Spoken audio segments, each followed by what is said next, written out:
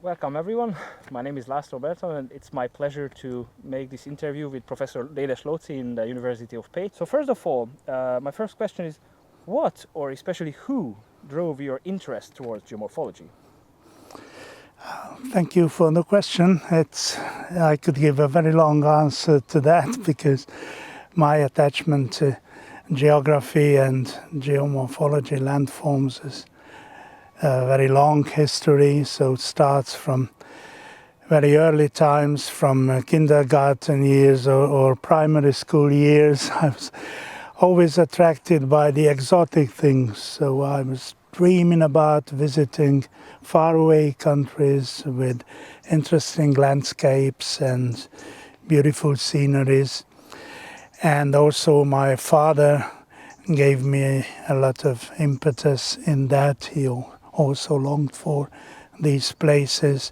My primary school headmaster was also a very good geography teacher, and he explained about his travels. And also in a socialist time, we always longed to go beyond the borders. We, especially later in secondary school or university years, I always felt a little confinement and limitation. We are not allowed to travel as we want to, and that's why I look for travel books and films about faraway countries. So this interest in the exotic was one of the things, and also landscapes of Europe as I saw them in the films, also from faraway countries were interesting for me. During your career, was geomorphology always in your focus or only a bit later when you started doing your research? I graduated from the Budapest University as a student of geography and English. I was trained a teacher, basically, in those times. And I had equal interest in both directions. So sometimes I got a little bored of geographical subjects and I turned towards English. And the other way around too. But within geography, I really cannot identify geomorphology as my only interest. Landscape ecology, environmental problems, land reclamation things, human impact on nature have ever been equally important for me as a field of study. During your research in geomorphology, which was the most important milestone that you have witnessed? I was very keen on traveling abroad, and when we really got the chance to take part at big international conferences like the Manchester Conference in 1985, that was really a big occasion. So the director of the Institute, of the Geographical Institute in Budapest, where I worked, Professor Márton Pécsi, had good contacts in the West, and he insisted to bring as many people to the conference as possible, and a very populous Hungarian delegation appeared there. Since I was an English teacher, I helped with the language, the others, and it was a great experience to get to know the biggest names in geomorphology personally.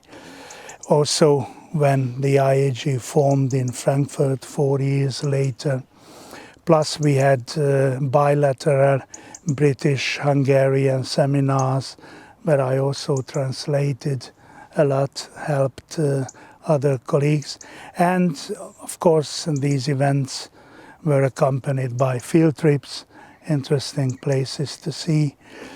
And later on, also I built the contacts with the Western countries, and then I could get scholarships. First to Canada. I spent 1 month on the dinosaur badlands in Alberta, And that was important for me. And then I spent 1 year as a Humboldt scholarship holder in Germany, visiting a lot of interesting sites. Oh, and was it difficult being a researcher in geomorphology, or did you face any major challenges that you have to overcome compared to other disciplines in geography? And if so, then how do you overcome this? Yes, so there is always some problem with geomorphology when people, even in earth sciences, hear this word. They are not very sure what is it about.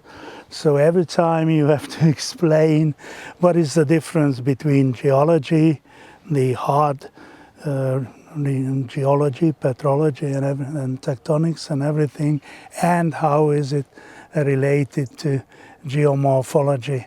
I always faced this problem, but if you can explain the subject of geomorphology, then people understand that the interesting scenery, the beautiful landscapes are attractive for researchers. Nowadays, are you experiencing any major shifts and changes in the paradigm in geomorphology? Yes, so especially in Hungary, we were trained in the classical German geomorphology. So all the textbooks were written based on German textbooks.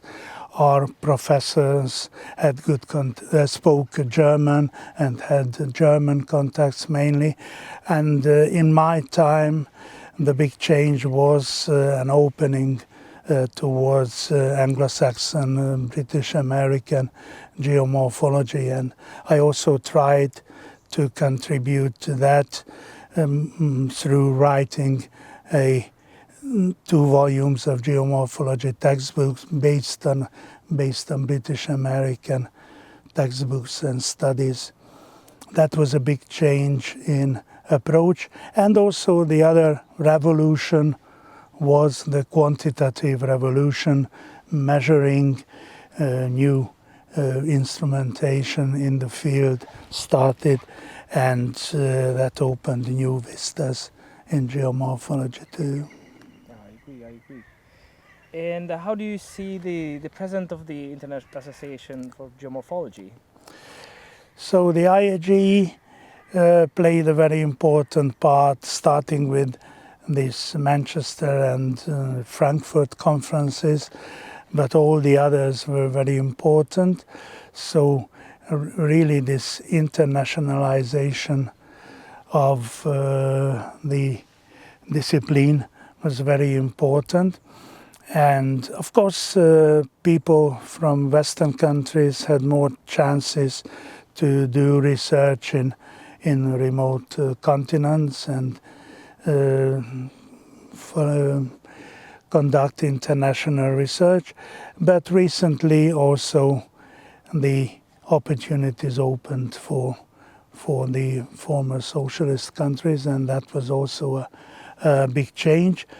And I like very much the activity of the IAG towards young geomorphologists, starting with Professor Mauro Soldati, who always pressed this issue and procured a lot of money for the training and helping the work of young geomorphologists from poorer countries of the world.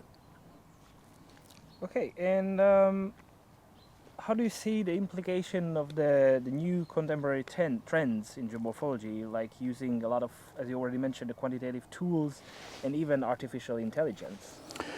So as all the other disciplines, geomorphology is changing very rapidly now. So it is